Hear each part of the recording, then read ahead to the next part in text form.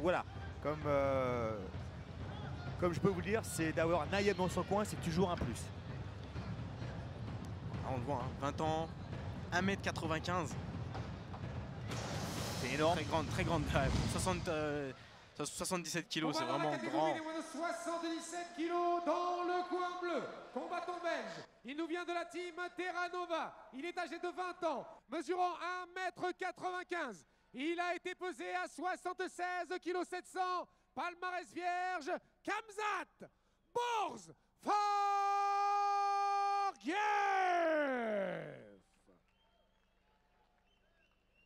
Son adversaire dans le coin rouge, lui nous vient du Congo, de la team Menama. 3 combats, 1 victoire, 2 défaites. Il est âgé de 30 ans, 1m80, pesé à 77 kg. Charlie C17 Menama. 3 reprises de 5 minutes. Donc Khamzat, hein, qui a l'air très serein, très relax, malgré que ce soit son premier combat en MMA, comme je dis, il a dû avoir pas mal d'expérience, non seulement en amateur, mais aussi en compétition de lutte. Donc la compétition pour lui, voilà, d'habitude, on peut vraiment voir cette différence de taille qui est vraiment impressionnante. Surtout quand on sait que Charlie fait déjà 1m80. Ah, il est pas petit, hein, Charlie. Donc 1m95, c'est rare qu'on voit ça, mais en plus de ça, dans la catégorie des 77 kg, c'est vraiment impressionnant. Alors, est-ce qu'il va pouvoir vraiment utiliser son allonge? Parce que c'est bien d'avoir l'allonge, mais est-ce qu'il va pouvoir l'utiliser? Est-ce qu'il sait l'utiliser? Ça, c'est une autre chose. Est-ce qu'il sait gérer la distance? Est-ce que Charlie a déjà rencontré des adversaires de ce type-là? En tout cas, une bonne posture de boxe. Les coudes bien serrés. Il envoie son jab, donc voilà. Il ne se lance pas sur son adversaire, il reste en extérieur. Il essaie de voir ce que son adversaire va lui donner. De son côté, Charlie, il faudrait qu'il bouge un petit peu sa tête. Il ne faudrait pas rester trop statique parce que si Khamzat commence à prendre confiance en lui, de l'extérieur, comme ça, il va pouvoir le toucher. C'est Jess, ce que je ne vois pas depuis le début de l'événement, c'est des feintes. Il n'y a pas beaucoup de feintes. Pas beaucoup de feintes, de changement de niveau, de feintes du bras avant ou du bras arrière ou de genou. Ils ne prennent pas beaucoup de température. Mis à part ce combat, la grande majorité des combats pour le moment ont été tout de suite au contact dès les premières secondes. Ouais. Donc là, c'est vraiment le premier combat où ils prennent un petit peu plus leur temps. Tous les deux essaient de jauger. De son côté, Charlie essaie de prendre le bon timing pour essayer de casser cette distance. Khamzat le garde en extérieur pour pouvoir le toucher. Il attend peut-être le contre. Le problème comme ça, c'est très dur de trouver les ouvertures parce qu'il n'y a personne qui feinte, comme tu le dis. Même juste d'essayer de partir un petit peu dans les jambes, de descendre de niveau, de faire croire à son adversaire qu'on va chercher les jambes. Takedown, ouais. Tout de suite, amené au sol. Ouais. Ah, bonne défense de Charlie, bonne réaction en tous les cas. Il a rentré tout de suite le bras à l'intérieur. Après, quand on fait aussi 1m81, c'est beau d'être lutteur, mais si... Oh, joli. Quand on fait 1m95, mais il faut descendre dans les jambes de son adversaire. C'est plus difficile quand il est plus petit que lui, c'est-à-dire descendre sous son centre de gravité. Charlie beaucoup plus relax, beaucoup plus confiant en lui pour son troisième combat. Ces deux combats, on a pu voir maintenant qu'il a un peu plus d'expérience dans une cage. Donc on peut voir il est plus relax sur ses appuis. Il a essayé de chercher le contre du bras arrière là. Surtout qu'au dernier, il n'a pas eu le temps réellement de s'exprimer. Le combat a été expéditif. Donc là, il prend son temps, il observe. Il y a des beaux mouvements de tête aussi. Hein. Là, il commence à bouger. Voilà. Il ne reste pas immobile face à son... on le sait très bien, si on reste immobile face à son partenaire, on se fait vite toucher. Donc il y a soit les déplacements, les mouvements de tête. On a pu voir la petite évolution par rapport au début du combat. Au début du combat, il restait à quelques centimètres en extérieur. Donc lorsque son adversaire lui lançait un jab, il faisait un pas en arrière. Et là, il commence à prendre confiance en lui. Donc au lieu de faire un pas en arrière, il se décale sur le côté. Ce qui veut dire qu'au fur et à mesure, il va vouloir commencer à contrer son adversaire. Malgré son allonge à Khamzat, on peut voir qu'il a des problèmes de précision. Ses coups de pied retournés, pas réellement précis. Ses coups larges, pas réellement précis non plus. Ah, c'est un lutteur et comme beaucoup de combattants de l'Europe. Ah, attention, il ne faudrait pas jouer dessus. Et là, voilà. Alors là, il est la première fois qu'il s'est jeté, il a fait l'erreur. Mais il défend bien, l'amener au sol, il défend bien, il essaie de relever son adversaire. Il a le overhook dans son côté droit pour lui relever sous les aisselles. Alors son adversaire descend encore plus bas pour avoir plus de force, pour pouvoir vraiment lui tirer les jambes. Il faut qu'il reste sur le côté, il ne faut pas qu'il se mette de face. S'il se met dos à la cage, il reste même au sol. Et bon conseil de Naïeb, je ne sais pas si tu as entendu, mais il lui disait d'utiliser le crossface, d'écarter ses jambes. Et comme je te l'avais dit, Naïeb est assez bon dans le coin, il est lucide, il donne de bons conseils. Donc ce que je disais, c'est qu'on voit beaucoup de combattants en Europe de l'Est combattent tous assez similaires. C'est que tous crochet du bras arrière, direct du bras arrière, crochet du bras avant. Donc c'est vraiment, on cherche le chaos. Et ce qui est assez bizarre, c'est que dans beaucoup de combattants de l'Europe de l'Est font des high kicks et des coups de pied retournés, mais ils savent ni mettre un middle ni un low kick. Non, c'est leur école. C'est ça. Donc ils n'ont pas vraiment de base Muay Thai, ou alors les low kicks, les techniques de base sont bonnes, mais par contre on dirait qu'ils ont des bases de karaté où les high kicks et les coups de pied peuvent partir très très vite. Bah, on a pu le voir aussi avec Daniel tout à l'heure sur les coups de pied retournés, style un peu aérien. Est-ce qu'il y a une école un peu différente de ce qu'on peut voir par exemple en Europe, un peu plus en France, en Belgique ou en Suisse, où là par contre les gens ont vraiment l'école traditionnelle du Muay avec des bons middle, des bons coups de genoux, des bons low kicks, mais par contre sont beaucoup moins spectaculaires en règle générale, bien sûr. Mais qui font super mal, parce que 3 low kicks bien placés, il suffit de voir notre champion lightweight. C'est le parfait exemple lorsqu'il s'agit de bonnes techniques de base et de bons low kicks.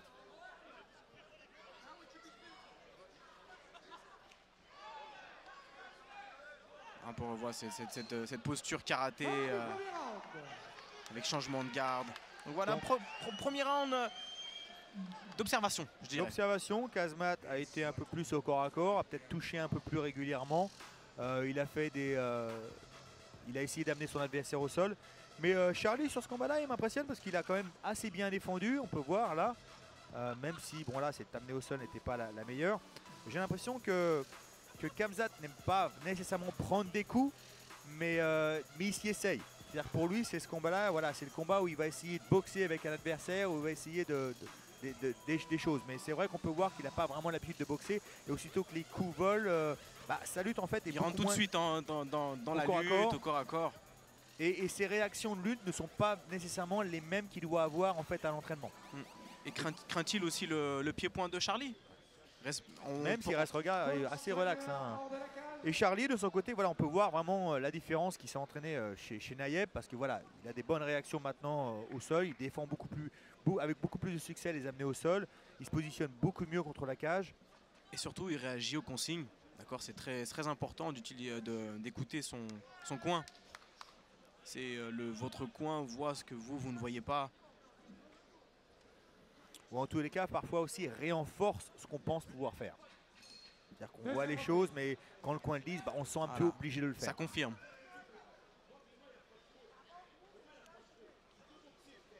Est-ce que Khamzat va être un peu plus agressif cette fois-ci?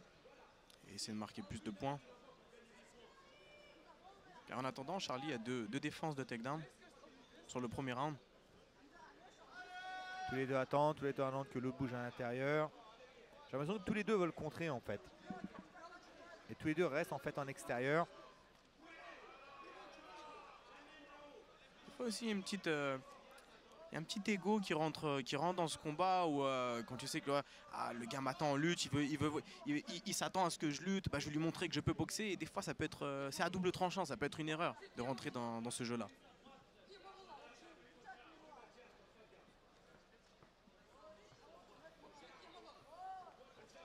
Khamzat qui change de garde de temps en temps, il a une posture un peu plus Muay Thai de temps en temps. Il a essayé d'en contre en uppercut. C'est à ce moment-là que Charlie devrait contrer. Parce qu'à chaque fois que Khamzat se fait toucher, il est frustré, il rentre un peu précipitamment. Ce coup de coude qui est passé, ce petit coup de coude à courte distance, qui mine de rien, il n'y avait pas réellement de puissance, mais...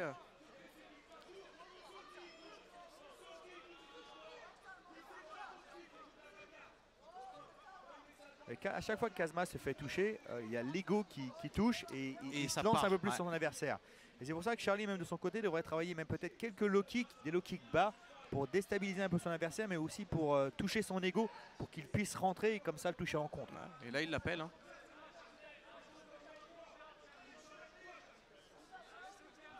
Il n'y a pas trop de technique de...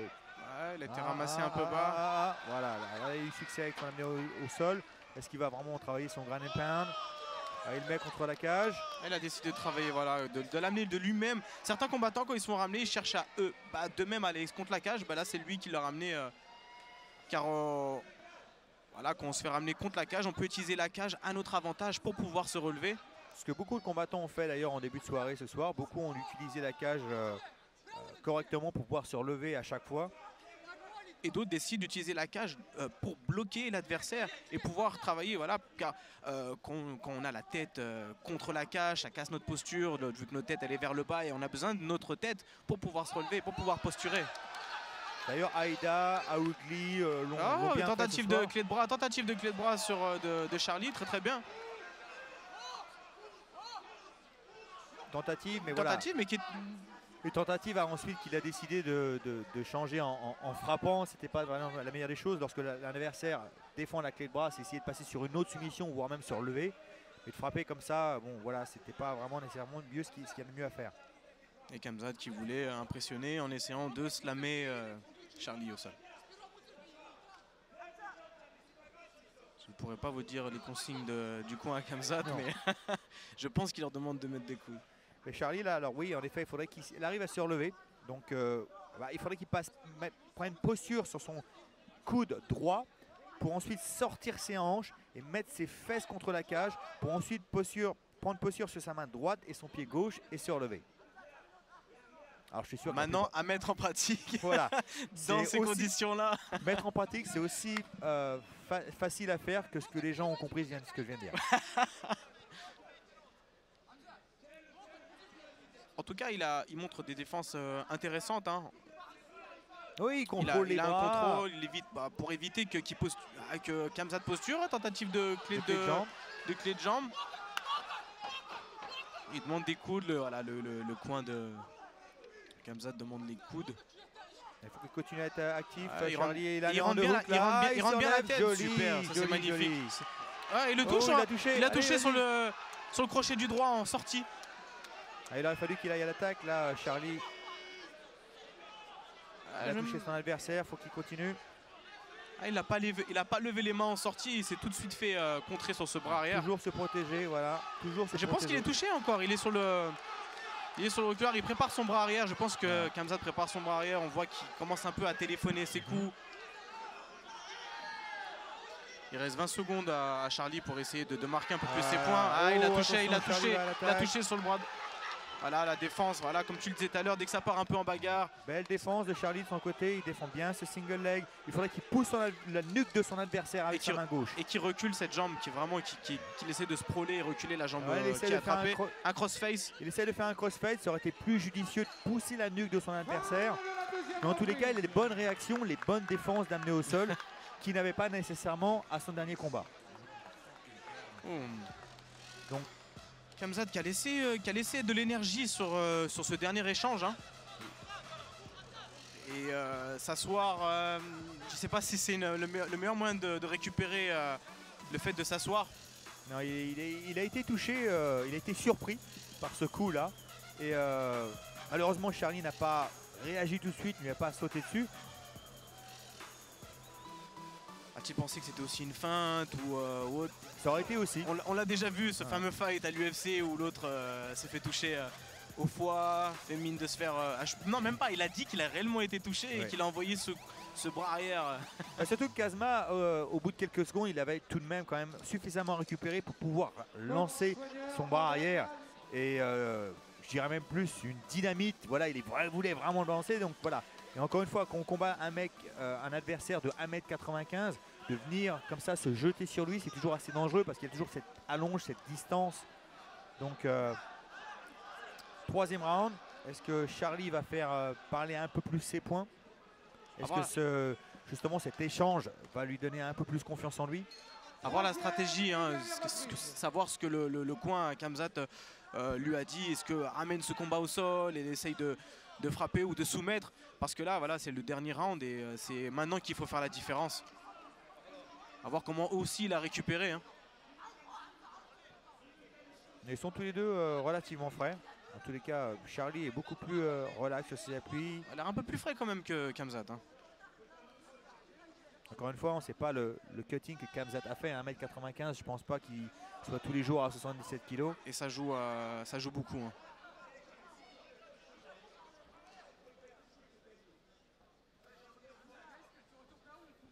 Il garde toujours un petit peu l'extérieur, c'est ça l'avantage de faire 1m95. Et il utilise son bras avant correctement pour pouvoir garder son adversaire à distance. Il ne laisse pas trop rentrer. Par contre, il est vraiment de face. Il a les coudes maintenant écartés parce qu'il est fatigué. Donc il donne de la place à son adversaire de pouvoir rentrer en plein milieu. Mais on voit qu'il n'aime pas vraiment ces échanges à courte distance. Hein. Tout de suite, il baisse la tête.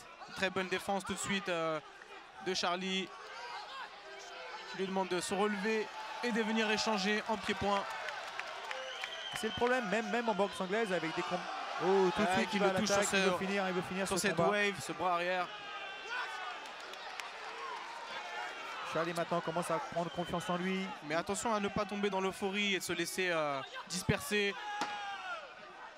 Il a compris que Khamzat était un peu plus fatigué. Donc, et il devrait lever ses mains aussi. Ça va être difficile pour lui de le contrer. En tous les cas, même s'il lance un coup de poing, ça va être difficile pour lui d'en lancer 2 ou 3 derrière. Donc c'est vrai que ces boxeurs longiligne et même en boxe anglaise parfois sont bons lorsqu'ils combattent en extérieur, en distance. Mais lorsque leur adversaire arrive à casser cette distance, très peu de boxeurs comme ça avec des longs membres savent quand même utiliser les uppercuts, les crochets, même au plus haut niveau. Mais lui justement, il n'a pas montré cette aptitude, cette capacité à utiliser cet avantage d'allonge, même pour les amener au sol. Hein. Il utilise un peu plus ses directs, un peu plus en défense, son direct du bras avant en tous les cas, mais son direct du bras arrière juste en contre, mais il faudrait qu'il soit un peu plus agressif avec, qu'il déstabilise un peu plus son adversaire.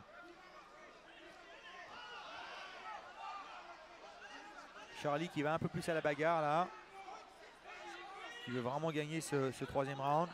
Nous sommes à la moitié de ce dernier round. Il va chercher le coup dur à chaque fois, Charlie. Il faudrait qu'il commence à mettre des combinaisons. Et un peu plus débité. Il va chercher trop vite cette overhand right. Il faudrait qu'il vienne un peu plus au milieu. Son jab au corps. Travail de sape au corps, ouais. Il touche bien avec son jab au corps. Oh, touché sur le bras arrière. Il est touché.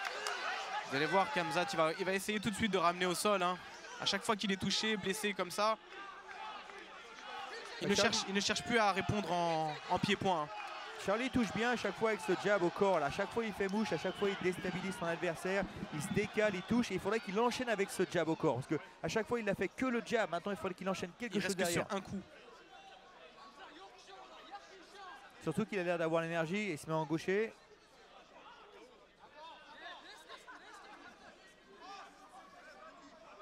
Il faudrait qu'il continue là. 1 minute 20 pour faire la différence. Parce que les 2 premiers rounds n'étaient pas nécessairement à son avantage. Donc voilà, s'il veut vraiment gagner ce combat, il faudrait qu'il mette un petit peu plus de pression. Il défend l'amener au sol. Sur le dos. Une tentative de... justement, tentative de guillotine. 1 point pour lui et 1 point pour l'amener au sol. Donc, la guillotine, il n'y croit pas trop, je pense. Et, voilà, donc là, ça reste une tentative. Ça reste une tentative, donc il aurait marqué 1 point. Maintenant, voilà, contre la cage, il faudrait qu'il se relève tout de suite, comme il l'a fait auparavant. Et là, il marquerait d'autres points. Et voilà, il lui reste un peu plus de 40 secondes, donc autant tout lancer. Autant utiliser ce dernier brin d'énergie pour essayer de se relever, essayer de cogner son adversaire. De son côté, Khamzat essaie de finir le round dessus, peut-être plus spectaculairement pour essayer de rattraper quelques points. Ses bras tendus sur des fighters aussi longs, c'est plus facile d'attaquer la clé de bras. Voilà, de son côté, Charlie n'est pas vraiment un grand adepte du jiu-jitsu brésilien, même s'il a énormément progressé. Et ça s'est vu dans sa lutte, dans ses transitions au sol. Il s'est relevé, il a tenté des soumissions, une guillotine, une clé de bras. Voilà, très beau combat. Donc on a pu voir qu'il a vraiment progressé en s'entraînant avec Nayeb. Donc je pense que s'il continue et qu'il prend vraiment tout ça au sérieux, là en même temps c'était le combat vraiment test en même temps. Combattre un lutteur lorsqu'on s'entraîne avec un lutteur pour pouvoir progresser sur sa défense au sol et prendre un lutteur. Voilà, c'est à double tranchant. On va pouvoir voir tout de suite si on a progressé. Mais En tous les cas, beau combat, debout au sol. Khamzat un peu plus marqué quand même. Et qui a contrôlé quand même ses 2 premiers rounds, qui a eu plus d'amener au sol. Donc, encore une fois, assez compliqué à juger. Après ce combat, nous marquerons une petite pause.